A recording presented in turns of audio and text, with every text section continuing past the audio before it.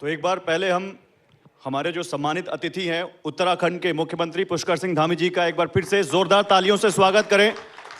उत्तराखंड से, देहरादून से देखिए आज यात्रा निकाली और अभी चल कर आए हमारे लिए। धामी जी बहुत बहुत स्वागत है आपका TV9 नेटवर्क के इस मंच पर। बहुत बहुत धन्यवाद आपका। धामी जी, हमने जो आपका सेशन रखा है उसमें हमारा जो नाम है, एक देश एक विधान एक हिंदुस्तान, आपने वो अलग उत्तराखंड से जगा दी है जो अभी, तो सही है ना ये? बिल्कुल, बहुत अच्छा टॉपिक है, बहुत अच्छा नाम रखा है आपने। एक देश एक विधान नया हिंदुस्तान। जी, नया हिंदुस्तान।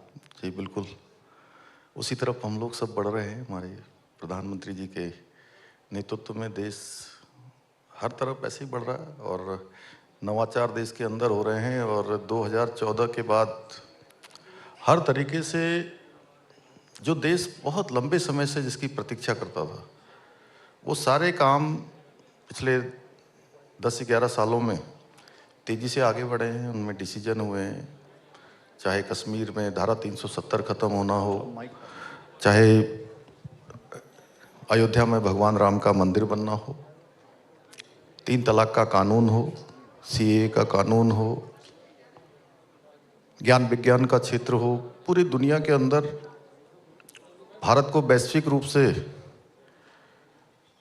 पहचान ज़्यादा स्थापित होनी हो, या मैं कहूँ कि आदरणीय प्रधानमंत्री श्री नरेंद्र मोदी जी के नेतृत्व में देवभूमि उत्तराखंड में देश की आज़ादी के बाद देवभूमि उत्तराखंड को समान नागरिक संहिता लागू करने का कानून देवभूमि में उत्तराखंड में लागू होना हो। ऐसे अनेक काम हमें गिनाऊंगा तो आप कम बोल पाएंगे थोड़ा। नहीं, आपने समान नागरिक संहिता का जिक्र किया और उत्तराखंड पहला राज्य बन गया जिसने समान नागरिक संहिता को लागू किया। बीजेपी के एजेंडे में लंबे समय से है समान नागरिक संहिता, अब दूसरे राज्य भी उसकी तैयारी कर रहे हैं। एक समय तो लगा था धामी जी की ये पूरे देश में एक साथ आ जाएगा, लेकिन अब आपने लागू किया, दूसरे राज्य इस पर अब काम कर रहे हैं। तो इसका रोड मैप क्या है कि एक एक राज्य में आएगा या अखिल भारतीय स्तर पर भी कुछ कानून आएगा? देखिए, मैं उत्तराखंड की बात बताऊं आपको तो 2022 का आम चुनाव उत्तराखंड में संपन्न हुआ और उस चुनाव में आदरणीय प्रधानमंत्री श्री नरेंद्र मोदी जी के नेतृत्व में हमने देवभूमि उत्तराखंड की जनता के साथ एक वचन हमने उनके सामने रखा, एक संकल्प रखा कि नई सरकार गठित होगी तो हम सबसे पहले देवभूमि उत्तराखंड में समान नागरिक संहिता का कानून लागू करेंगे। और देवभूमि उत्तराखंड की जनता ने भी इस आम चुनाव में राज्य बनने के बाद एक जो मिथक था वहां पर, हर 5 साल में सरकार बदलती थी। चुनाव होगा और उस चुनाव के बाद जो सरकार होती थी वो सरकार बदल जाती थी। लगातार ये 4 बार से ये क्रम चल रहा था जी। पहली बार उत्तराखंड की जनता ने ये परिपाटी बदली, ये मिथक तोड़ा और भारतीय जनता पार्टी की सरकार थी। हमारी ही सरकार को प्रधानमंत्री आदरणीय मोदी जी के नेतृत्व में एक इतिहास बना दिया और दोबारा से सरकार में लाकर ये काम करने का अवसर हमको प्रदान किया। और हमने जो वचन जनता के समक्ष रखा था वो वचन हमने निभाया। अगर मैं वायदे की बात करूं तो हमने अपना कहा हुआ वायदा भी पूरा किया, यानी जो हम कहते हैं वो करते हैं। इस वर्ष जनवरी माह 27 से उत्तराखंड हिंदुस्तान का पहला ऐसा राज्य बन गया है जहां रहने वाले किसी भी पंथ का होगा, किसी वर्ग का होगा, किसी समुदाय का होगा, सबके लिए देवभूमि में UCC का कानून लागू हो गया है। क्या बात है। लेकिन आप इसके बाद आपको एक नया नाम भी दे दिया गया है, पुष्कर सिंह धामी अब हिंदू हृदय सम्राट हो गए। अच्छा लगता है सुनकर जब आप कोई लोग कहते हैं तो? देखिए, मैं एक बहुत ही सामान्य कार्यकर्ता हूँ। मेरी पार्टी ने मुझे एक काम दिया और मुझे संतोष है कि जो भी मेरी पार्टी मुझको काम देती है, मैं कभी नाम के चक्कर में नहीं पड़ा।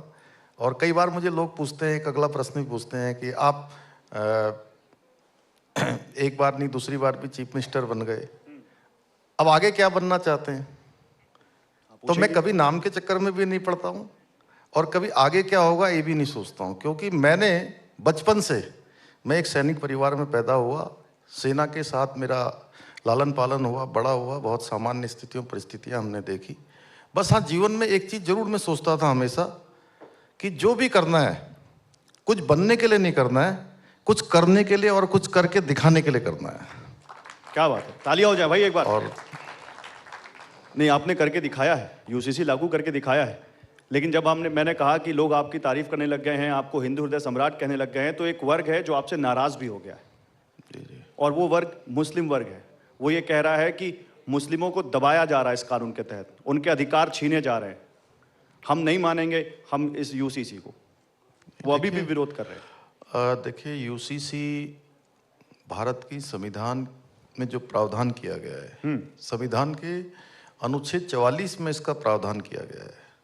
जो लोग ऐसी बात करते हैं कि हम यूसीसी को नहीं मानेंगे, भारत के संविधान को नहीं मानेंगे, यहाँ की व्यवस्था को नहीं मानेंगे, यहाँ के कानून को नहीं मानेंगे, तो वो कौन लोग हो सकते हैं?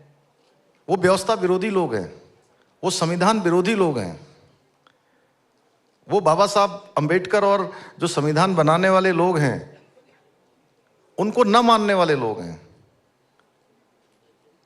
हमने कभी किसी के साथ तुष्टीकरण की बात नहीं की है। हम तो आदरणीय प्रधानमंत्री जी के नेतृत्व में पूरे देश के अंदर एक मंत्र लेकर चल रहे हैं, सबका साथ, सबका विकास, सबका विश्वास और सबका प्रयास। इस आधार पर हम आगे बढ़ रहे हैं। और उत्तराखंड की मैं बात करूं तो हमने यूसीसी का कानून लागू किया, कहीं कोई विरोध नहीं हुआ, आपने देखा होगा। इससे आगे मैं कहूं कि आप कहेंगे कि आपने इतनी मजारें हटा दी, इतने आपने मदरसे सील कर दिए, तो मैं अभी आता इस सवाल पे। अब करते मैंने, आप देखिए, मुझे पता था कि आप करेंगे मैं वहीं आ गया हूँ। जी जी। वैसे आपने कुछ नया सोचा है तो वो बताइए। नहीं नहीं, मैं आता, आप बताइए, आप अपनी बात पूरी कीजिए, क्योंकि आपने संविधान की बात की है तो संविधान के हिसाब से भी उनका तर्क है। देखिए, आपने मुस्लिम को तो इसमें शामिल किया है, लेकिन आदिवासियों को आपने छूट दे दी है। वो ये तर्क देते हैं, वो कहते हैं कि संविधान की एक धारा के तहत अनुसूचित जनजातियों को आपने इस कानून के दायरे से बाहर कर दिया, लेकिन इसी संविधान की धारा 25 और 26 के तहत मुसलमानों को धार्मिक स्वतंत्रता क्यों नहीं दी जा सकती? आदिवासी बाहर हैं, मुस्लिम अंदर हैं, ऐसा भेदभाव क्यों? आदिवासी और जनजातियों के लिए भारत के संविधान में ही विशेष उनको प्रिविलेज मिला हुआ है, इसका प्रावधान किया हुआ है, क्योंकि उनका रहन सहन है, बहुत सालों से तमाम तरीके से उनके अपने कस्टम्स हैं, और भारत के संविधान में जो प्रावधान किया गया हमने उसी को आगे बढ़ाया है। और मैं उत्तराखंड की बात कर रहा हूँ। उत्तराखंड में जब हम ये हमारी जो समिति, आपको पता ही है, रंजना प्रकाश देसाई जी की, जस्टिस रंजना प्रकाश देसाई जी की अध्यक्षता में एक कमेटी बनी थी, और इस कमेटी ने 2,36,000 लोगों से संपर्क किया। आप ये सोच लीजिए कि कितनी बड़ी संख्या है, 2,36,000 लोगों ने। और हमने सारी पॉलिटिकल पार्टियों के लोगों से बात करी, उस समिति ने, ड्राफ्ट बनने वाली कमेटी ने, धार्मिक संगठनों के लोगों से बात करी, विभिन्न अलग अलग समुदाय के लोगों से बात करी, छोटे छोटे उन्होंने ऐसे संवाद के कार्यक्रम किए।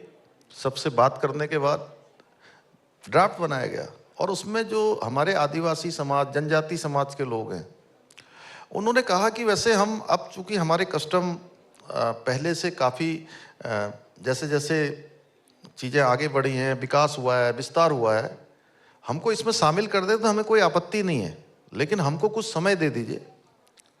और चूंकि देवभूमि उत्तराखंड में देश की आज़ादी के बाद पहला ऐसा राज्य उत्तराखंड बनने जा रहा था उस समय, जहाँ समान नागरिक संहिता की गंगोत्री जहाँ से निकलनी थी, इसलिए जो भी हमने प्रावधान किए हैं, चूंकि ये गंगोत्री अब उत्तराखंड से निकली है, जैसे माँ गंगा देवभूमि से निकलती है, गोमुख से निकलती है और पूरे देश को जल और जीवन देने का काम करती है, वैसे ही आने वाले समय में समान नागरिक संहिता की ये गंगोत्री भी सभी राज्यों को लाभ देगी। इसलिए हमने इस प्रकार के प्रावधान किए हैं कि इसमें सुधार की गुंजाइश हमेशा रहेगी, और हमने कहा कि हम इसकी शुरुआत कर रहे हैं।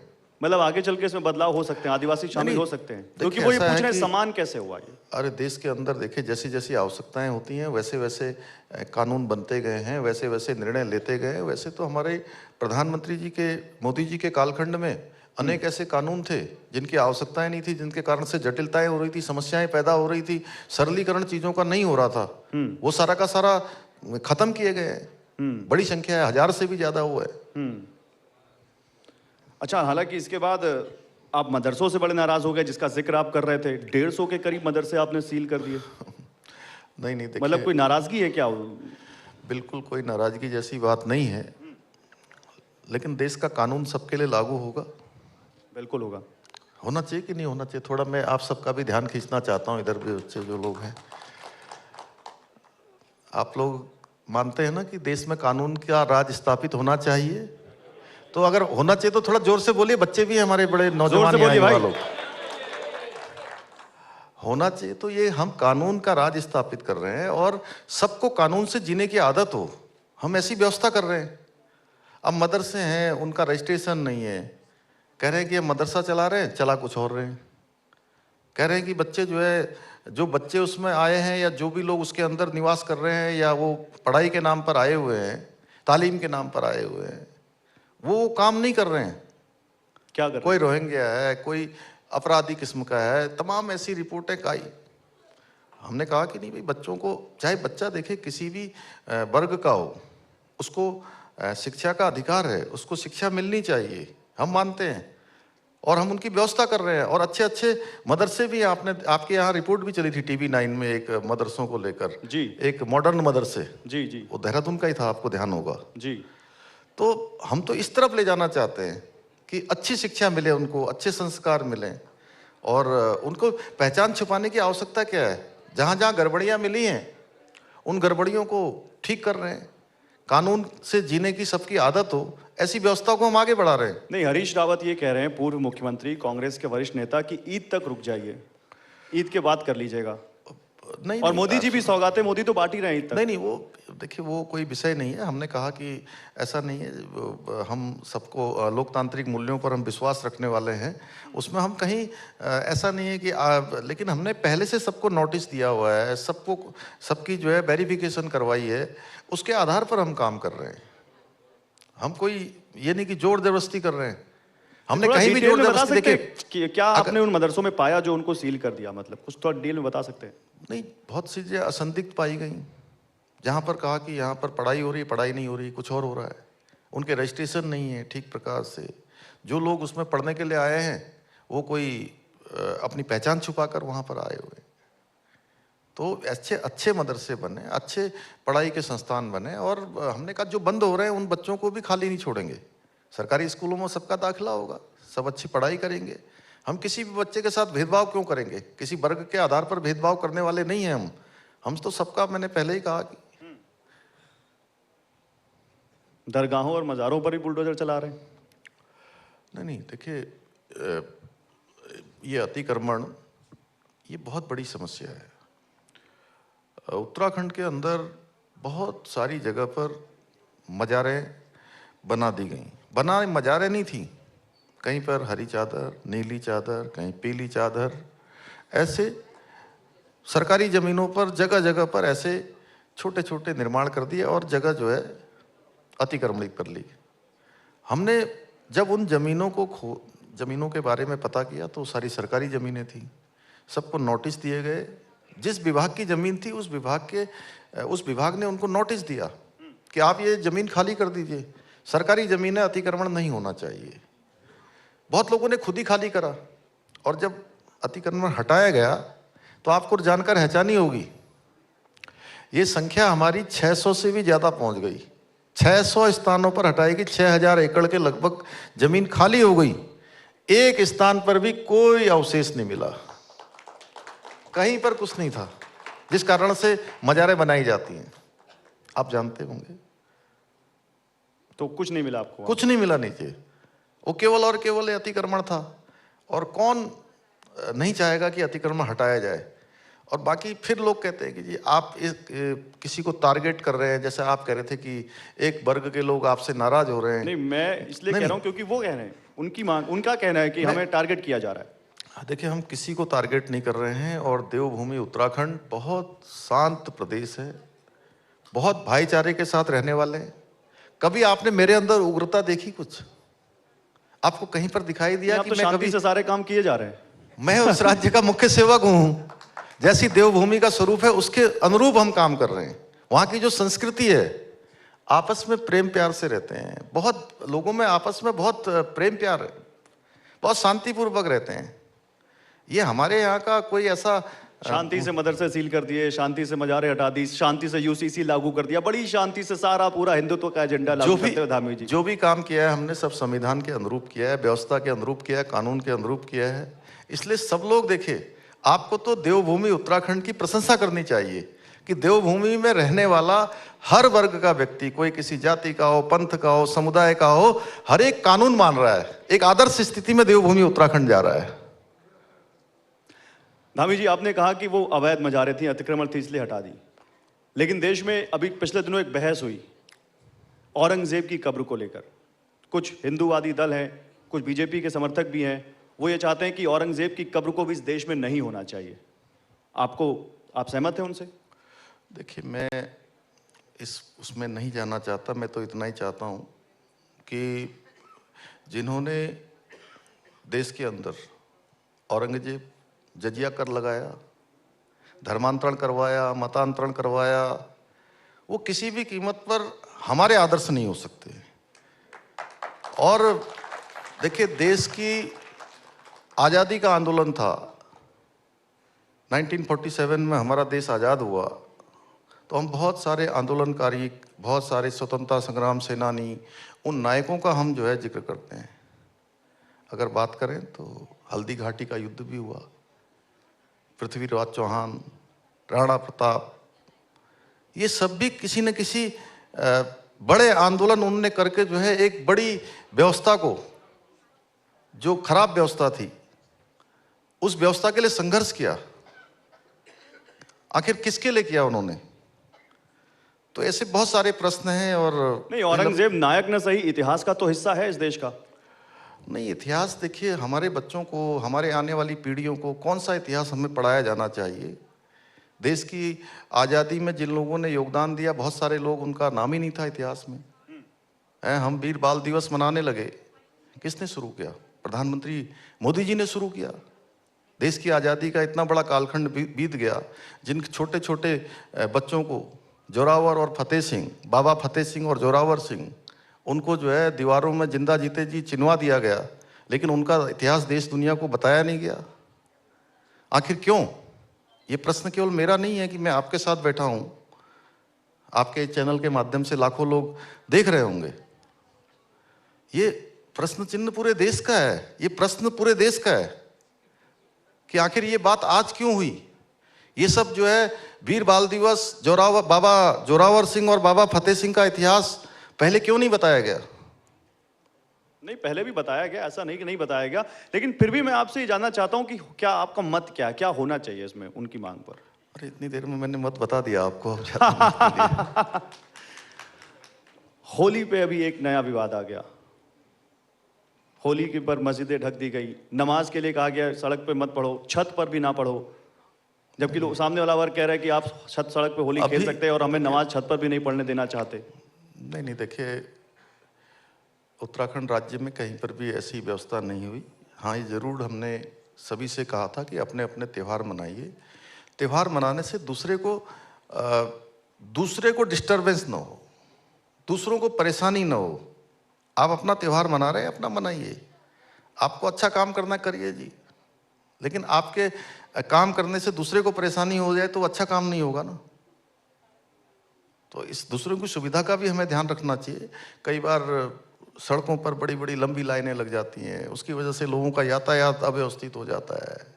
तमाम लोगों को किसी इमरजेंसी में जाना होता है, उनको परेशानियों का सामना करना पड़ता है। तो कानून की बात जो मैं अभी कर रहा था, सबको कानून से जीने की आदत होनी चाहिए। देश में जो व्यवस्था आगे बढ़ी है, उस व्यवस्था में सबको सहयोग करना चाहिए, मैं इतना ही मानता हूँ।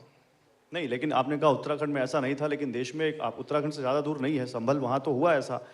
पहले बात आई कि होली एक दिन आती है साल में, जुमा 12 दिन आता है। संभल में बहुत सालों तक नहीं मनाई जाती रही होली, और ऐसे स्थान और भी स्थानों पर हैं देश में जहाँ पर इस प्रकार के प्रकरण सामने आए हैं। तो अब देश की आज़ादी के बाद और प्रधानमंत्री मोदी जी के कालखंड में सब जगह नया नया इतिहास बन रहा है, नई चीज़ें शुरू हो रही हैं, जो चीज़ें दबी हुई हैं वो आगे आ रही हैं, विस्तार ले रहा है देश। तो मतलब आप इस बयान को सही मानते हैं कि अगर होली की गुजिया ईद की सवई खिलानी है तो होली की गुजिया भी खानी होगी? इन बयानों का समर्थन करते हैं जो ऐसे बयान आते हैं? नहीं, मैंने पहले ही कहा कि अपने अपने सभी को त्यौहार मनाने हैं, जिसको जैसे अच्छा लगे वैसे मनाना चाहिए, मैं कह रहा हूं। लेकिन दूसरे को परेशानी ना हो। अच्छी बात है।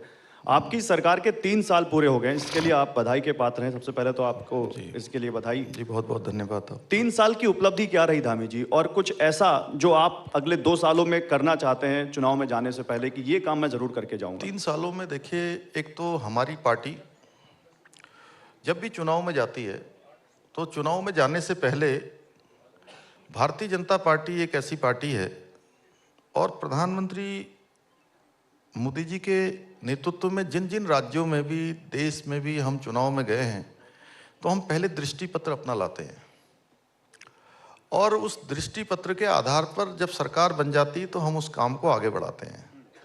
3 साल में हमने जो दृष्टि पत्र देवभूमि उत्तराखंड के लोगों के समक्ष प्रस्तुत किया था, उस दृष्टि पत्र का 70% भाग हमने पूरा कर लिया है, और बचा हुआ 30% है, उसको हम आने वाले चुनाव से पहले उसको भी पूरा कर लेंगे।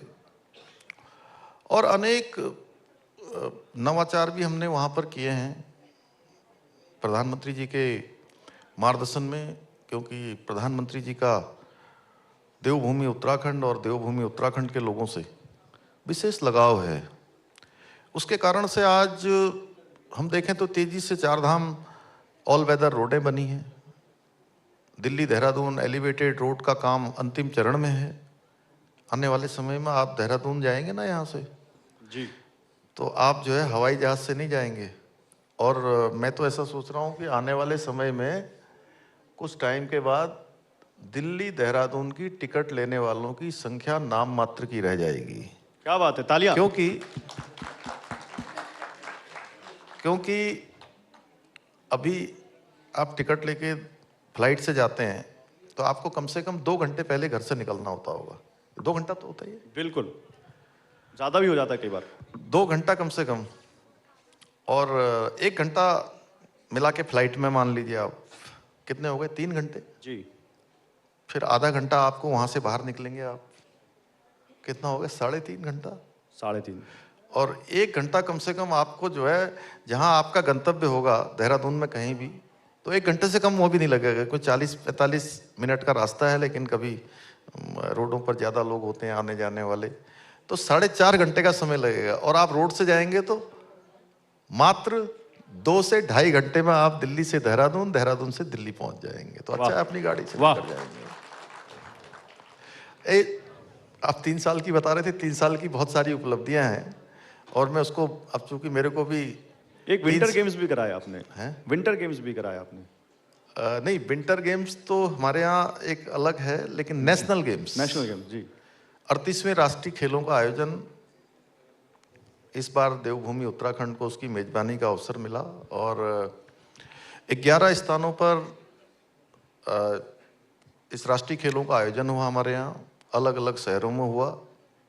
और सबसे बड़ी बात ये रही कि इससे पहले के जो राष्ट्रीय खेल आयोजित हुए, उसमें कोई ना कोई प्रतियोगिता ऐसी थी जिसका कोई ना कोई इवेंट्स, कोई ना कोई खेल प्रतियोगिता यहाँ दिल्ली में होती थी, क्योंकि वो इंफ्रास्ट्रक्चर नहीं होता था। किसी की साइकिलिंग के लिए नहीं होता था, किसी का किसी और के लिए नहीं होता था। उत्तराखंड में हमने सारा इंफ्रास्ट्रक्चर डेवलप किया, और सारे के सारे जितने भी इवेंट्स थे वो सारे उत्तराखंड में ही आयोजित हुए। प्रधानमंत्री जी ने उसका शुभारंभ किया, और गृह मंत्री जी ने उसका समापन किया। एक अच्छा आयोजन, जिसकी सभी जो खेल संघों से जुड़े हुए थे, खेल प्रेमी थे, खिलाड़ी थे, उन्होंने एक अच्छा अनुभव देवभूमि उत्तराखंड का पूरे देश दुनिया को बताया। और हमारे लिए अच्छी बात ये थी कि प्रधानमंत्री जी के मन की बात के कार्यक्रम में भी पूरे राष्ट्रीय खेलों का उल्लेख किया गया। मैं प्रधानमंत्री जी का आभार व्यक्त करता हूं कि उन्होंने हमको एक तो 38वें राष्ट्रीय खेलों की मेजबानी का अवसर दिया, और उसके बाद हमारा प्रोत्साहन भी किया। और इसके अतिरिक्त मैं कहूँ तो G20 के भी हमको 3 इवेंट्स, 3 बैठकें G20 की हमने देवभूमि उत्तराखंड में आयोजित की जी और अलग अलग स्थानों पर ये हमारे कार्यक्रम आयोजित हुए। जी दुनिया के जितने हमारे डेलीगेट्स वहाँ आए थे, वो इतने प्रसन्न हुए जाने के बाद, जब उन्होंने वहाँ की नैसर्गिक सुंदरता को देखा, अनेक हमारे ऐसे स्थान देखे जहाँ पर लोग आ सकते हैं, जा सकते हैं, पर्यटन की दृष्टि से अति महत्वपूर्ण, अति देखने लायक और आध्यात्मिक ऊर्जा की उनको प्राप्ति हुई, एक नई ऊर्जा लेकर गए और वो ब्रांड एम्बेसडर के रूप में पूरे देश, दुनिया जिस देश के आए थे उस देश में उन्होंने देवभूमि का उल्लेख किया। हमने ग्लोबल इन्वेस्टर समिट का आयोजन किया, उसमें भी दुनिया के 50 से ज़्यादा देशों के लोगों ने आकर निवेश के क्षेत्र में आगे बढ़े और हमारा 3,55,000 करोड़ रुपए का MOU साइन हुआ, जिसमें से 80,000 करोड़ की ग्राउंडिंग पर हमारा काम शुरू हो गया।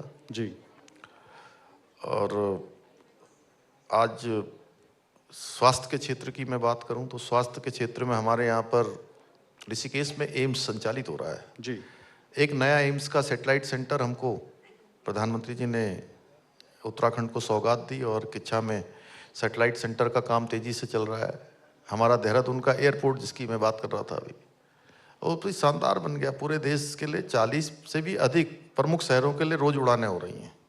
पंतनगर का एयरपोर्ट हमारा, हम उसको अंतर्राष्ट्रीय स्तर का बना रहे हैं। नहीं, कई लेकिन सारे आप एयरपोर्ट बना रहे हैं, सड़कें बना रहे हैं, वो कहीं एक बड़ी चुनौती और ना खड़ी कर दें, क्योंकि एक चुनौती अभी भी आपके लिए बनी हुई है। कहते हैं पहाड़ का पानी और पहाड़ की जवानी पहाड़ के काम नहीं आती। और पानी तो खैर आप नहीं रोक सकते, लेकिन जवानी तो आप रोक सकते हैं। आपके यहाँ पलायन आयोग की एक रिपोर्ट है जो कि 2018 से 2022 के बीच कहती है 3,35,000 से ज़्यादा लोग पलायन कर गए, जो कि 83,000 लोग सालाना बैठती है।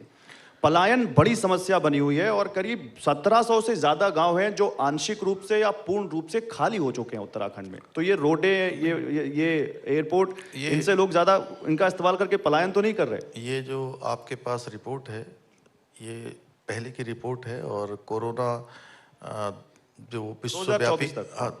विश्वव्यापी जो महामारी आई, उस महामारी के बाद अनेक लोगों ने रिवर्स प्लान किया है।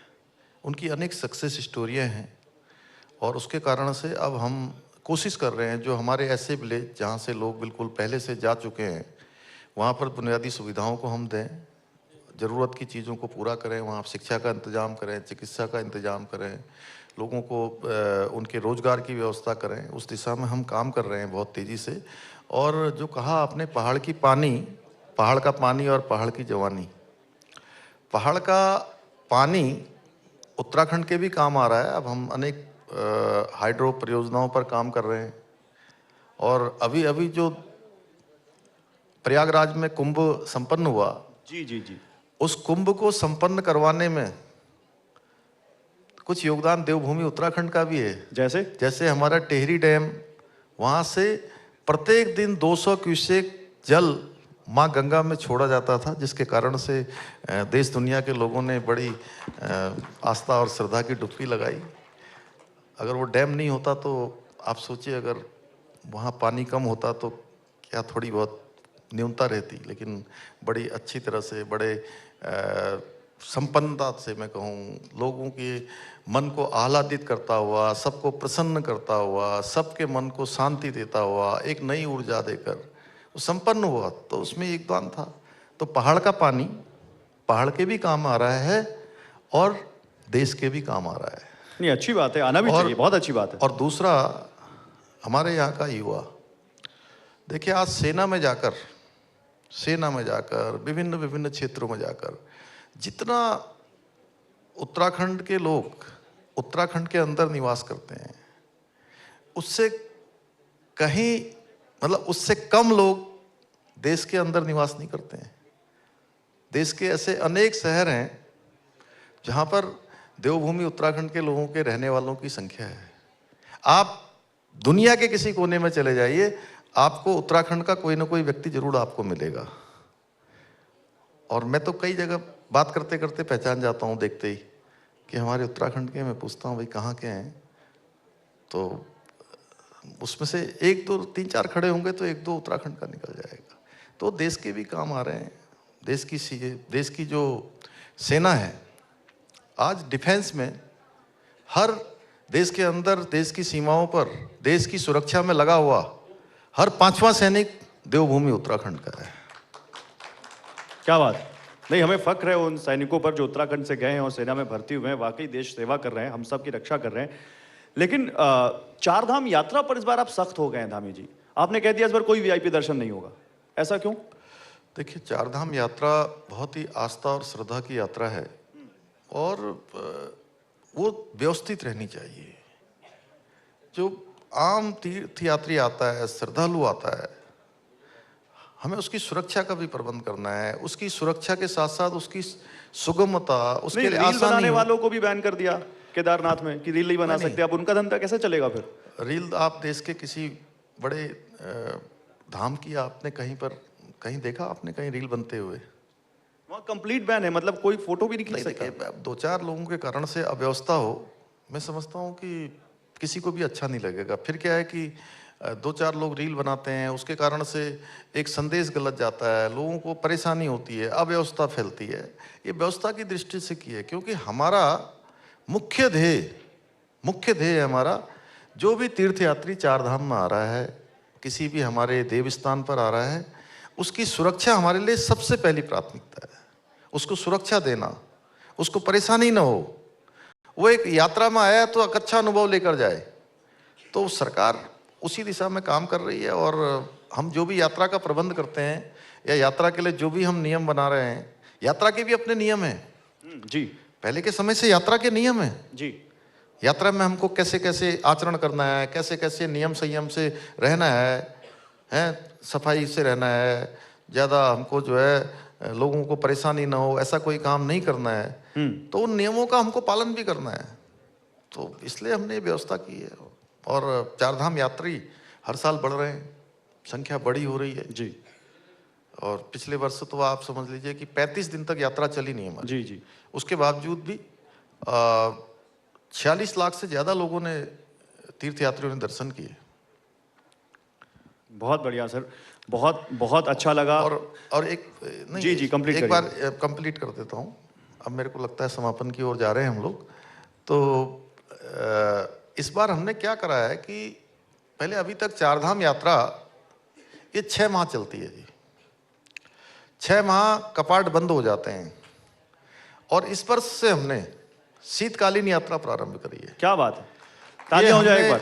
एक नया ये शुरू कर दिया है और इस शीतकालीन यात्रा को प्रोत्साहित करने के लिए, हमारा प्रोत्साहन करने के लिए देश दुनिया का ध्यान इस शीतकालीन यात्रा में भी जाएगी। अब शीतकालीन यात्रा क्या है जी?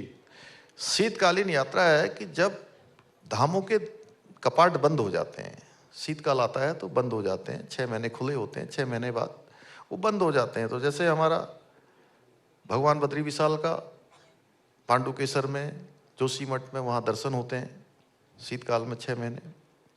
बाबा केदार की डोली जो है उखी मठ में ओंकारेश्वर मंदिर में आ जाती है, 6 महीने भगवान की यहाँ पूजा होती है। इसी प्रकार यमुना जी का, यमुनोत्री धाम का खरसाली में होती है और माँ गंगा का 6 महीने उनकी गद्दी मुखवा हरसिल में, जिसको गंगा जी का मायका कहते हैं, जहाँ अभी प्रधानमंत्री जी का जहाँ वो आए थे दर्शन के लिए, पूजन के लिए और शीतकालीन यात्रा के जी जी मैं हमारा प्रोत्साहन करने के लिए, पूरे देश दुनिया को उस यात्रा के बारे में बताने के लिए।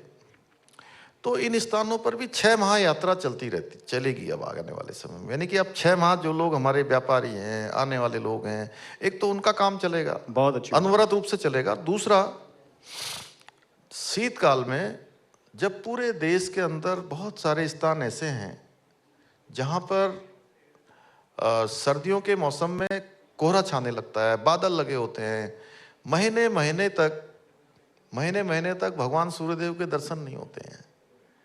ऐसे समय में आप देवभूमि उत्तराखंड आएंगे तो आपको बर्फ से ढकी हुई चोटियां मिलेंगी, शानदार आपको धूप के दर्शन होंगे, जिसको हमारे प्रधानमंत्री जी ने इस बार घाम तापो पर्यटन, घाम जानते हैं? जी, घाम धूप हाँ, धूप। मालूम है सर। धूप और ताप मैं वहाँ। मैं उम्मीद करता हूं कि हमारे जो यहाँ पे लोग बैठे हैं वो जरूर आपकी इस बात से खुश हुए होंगे और जरूर प्लान बनाएंगे इसको लेकर। जी, जी, लेकिन बिल्कुल। समय का अभाव है धामी जी, बहुत बहुत बहुत शुक्रिया आपका हमारे साथ जी, जी, जुड़ने के बहुत लिए। बहुत धन्यवाद। धन्यवाद बहुत। देखिए धामी जी का एक बार स्वागत कीजिए फिर से जोरदार तालियों के साथ। थैंक यू बेहद वेरी मच। शुक्रिया धामी जी और गौरव आपका भी। और इस वक्त मैं हमारे टीवी 9 भारतवर्ष के मैनेजिंग एडिटर परितोष चतुर्वेदी को मंच पर बुलाना चाहूंगी।